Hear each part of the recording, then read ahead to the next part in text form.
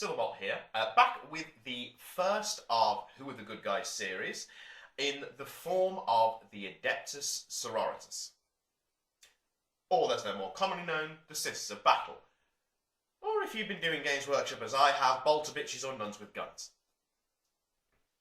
Yeah. Now, the Sisters of Battle have been, to my mind, a somewhat forgotten army from Games Workshop. And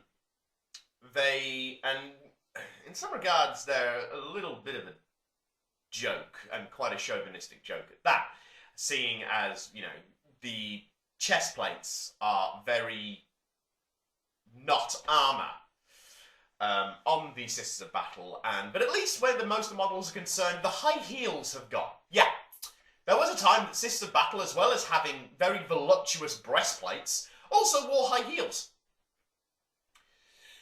So there we go. Now, the Sisters of Battle as an army trace their history back to the days surrounding the heresy, where they were known as the Daughters of the Emperor.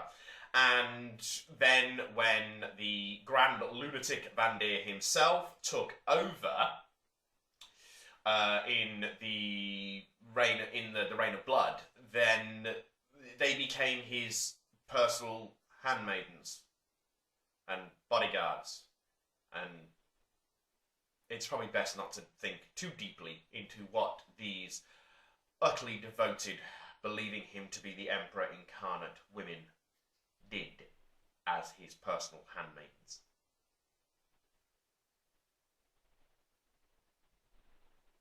Yeah. Anyway. And when Sebastian Thors led the uprising that eventually saw the Mechanicum and the Astartes stand with him, and after the Sisters of Battle had a great vision from the Emperor himself, though it's unconfirmed exactly what happened within the throne room of the Golden Throne, where the Emperor himself is sat, with the Sister Dominica. Some Sisters of Battle who was leading them at the time cut off his head, and Sebastian Thor decreed that the Ecclesiarchy, who is the Church of the Imperium, could no longer maintain a standing men-at-arms army. The Ecclesiarchy promptly got round this by having them all women. So, the Sisters of Battle are primarily attached to the Ecclesiarchy, and they are the hand of the Church. They are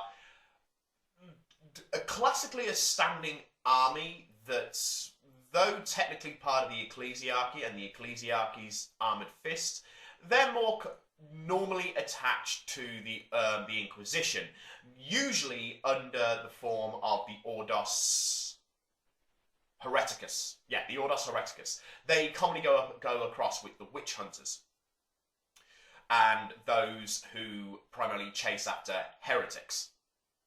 Now, the Sisters of Battle as a group, it should be pointed out that they are not all military. There are different orders that are not militarized. So they are healers, they are language specialists, they are teachers, they are nurses, they are advisors and housekeepers to noble houses. They also do things like arrange marriages. So, in essence, the only all-female army that Games Workshop produces are either raging psychotics with guns and flame units, or nurses, cooks, advisors, and gardeners? Wow, way to strike a blow for equality, Games Workshop. Ooh, and you wonder why a lot of women don't play your games. Oh boy.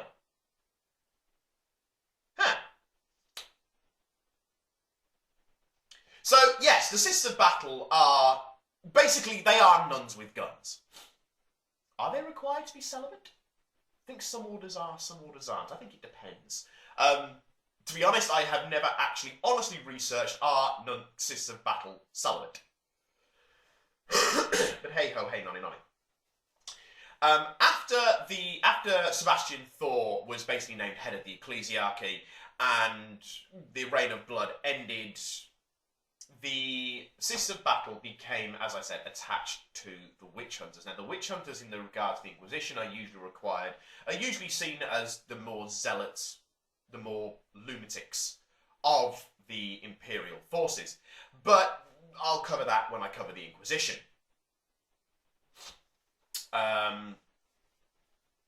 Or whichever video will have the Inquisition covered in it.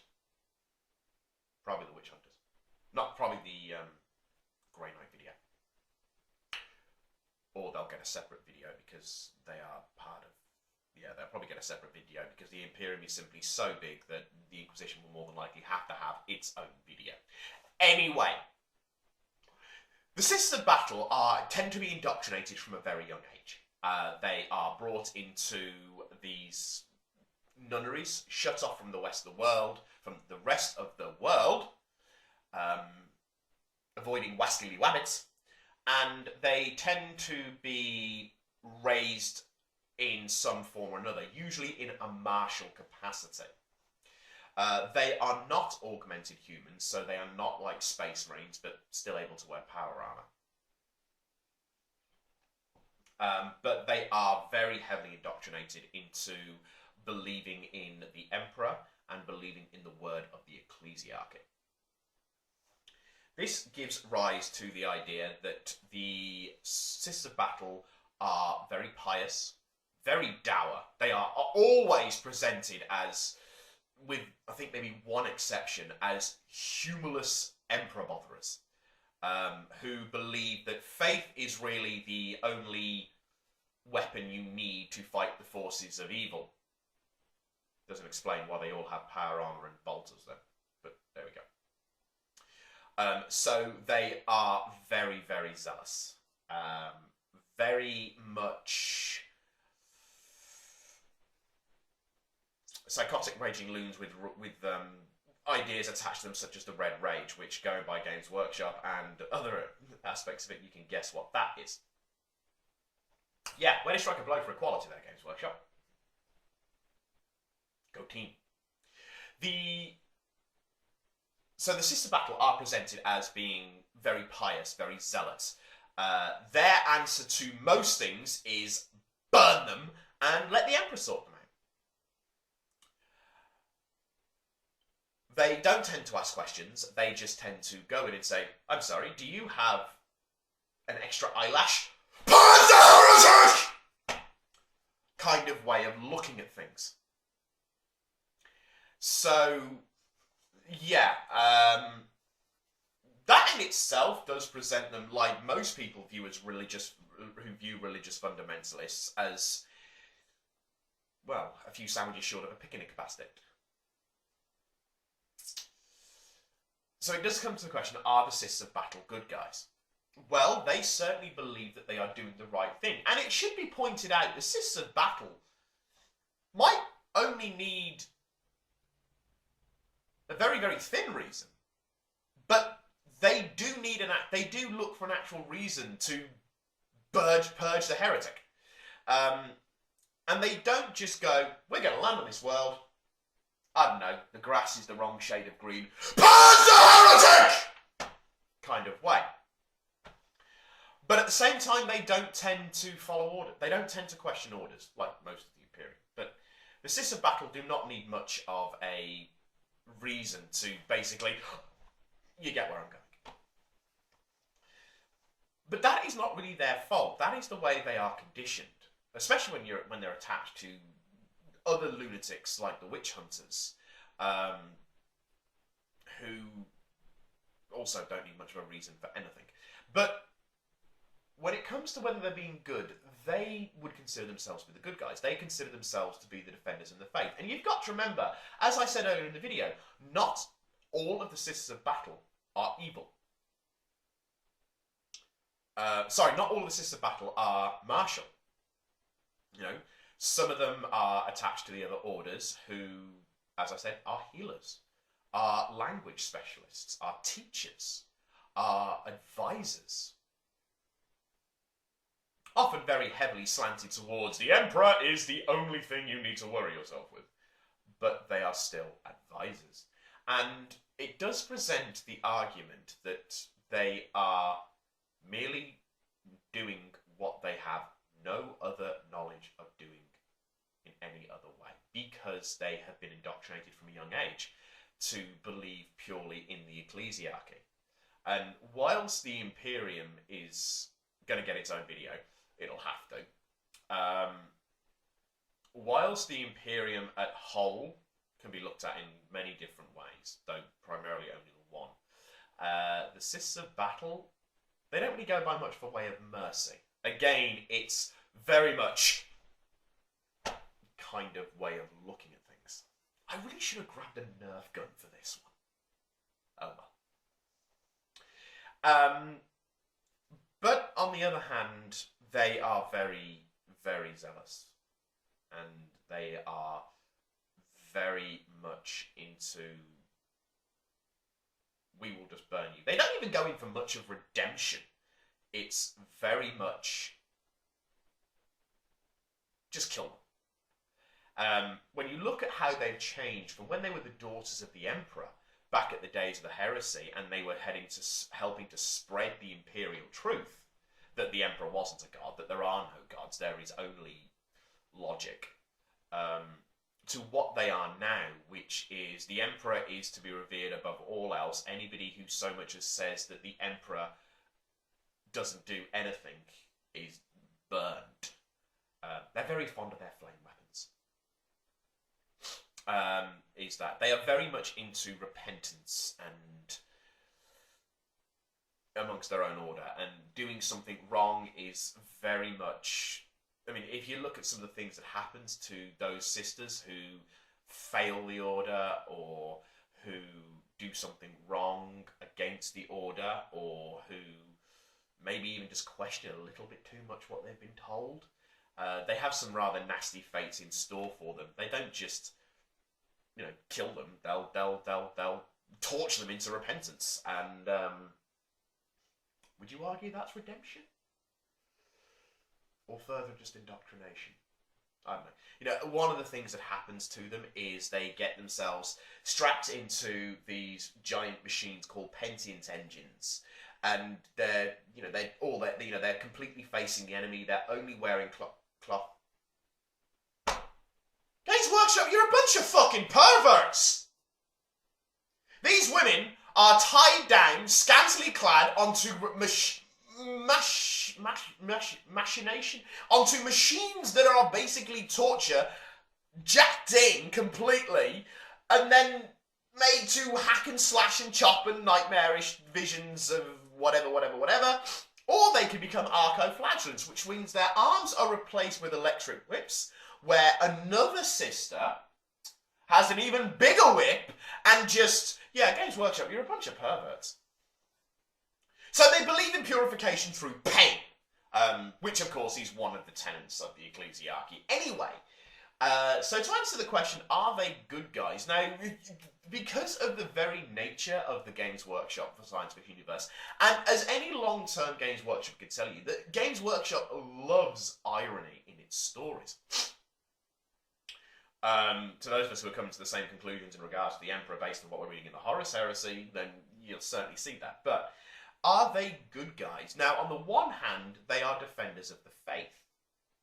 They are not only martial aspects out to destroy humanity's foes, cough those who are different from humanity,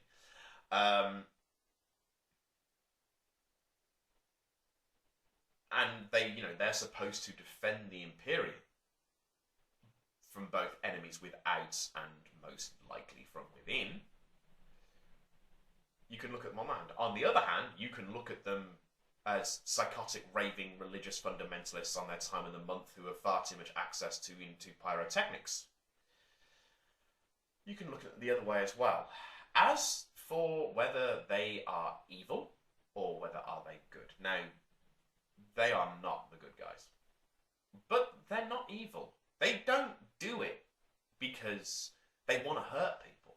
They do it because they are genuinely trying to save the Imperium. And you know what, if the wrong person accidentally gets flamethrowered to death along the way, well, we're only human, mistakes So are the Sisters of Battle good guys?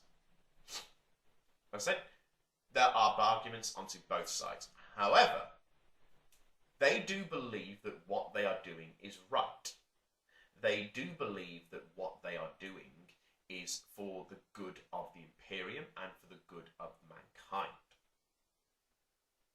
Their methods are highly questionable, at least from our perspective. But from their perspective, they are doing that which is right. They do not seek power for power's sake. They do not look to dominate others. They do look to guide and punish those guilty of wrongdoing. But they're not doing it for their own personal glory or their own personal gain. Not everything can be said about those who lead. The same cannot be said about those who lead them, but there we go. Taking, for instance, as to the Cyphers Cain novels, Cyphers Cain, as a human commissar attached to the Imperial Guard, is absolutely terrified of them, because he knows it doesn't take much to set them off. I think we do meet a Sister Superior in that one who actually does jump and buck that trend a little bit. But again, because the Sisters of Battle aren't really focused upon by Games Workshop, even in the Horus Heresy, they're kind of just there. Though they do play a very important part in Flight of the Eisenstein in the last third of the book. And Nathaniel Garrow becomes very well acquainted with them. Not like that. And that's when they are the daughters of the Emperor.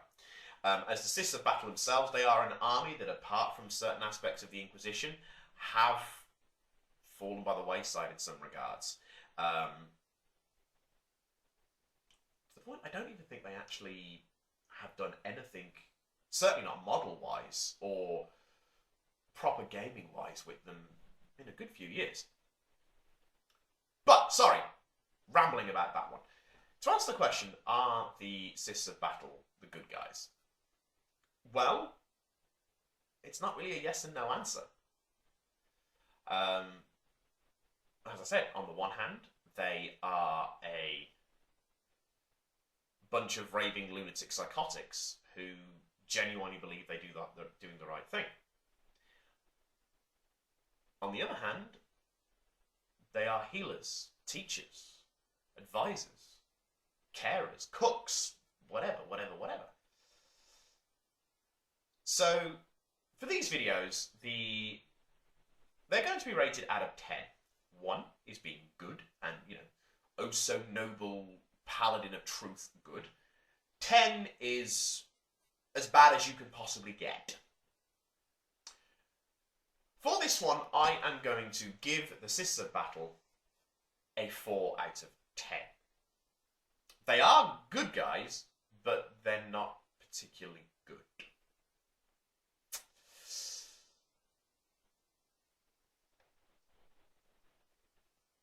So a 4 out of 10, we'll stick to that one.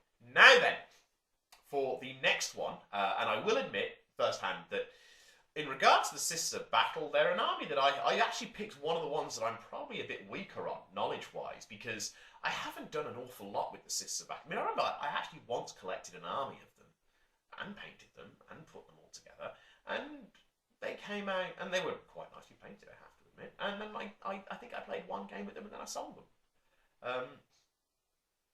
But there we go. This was going back a good many years ago, so I'm probably I'm very out of touch with the Sisters of Battle. Mostly what I remember is the chronic amount of information that my friend Paul gave me, and also just what they've come through in the Horus Heresy, and just little tidbits here and there.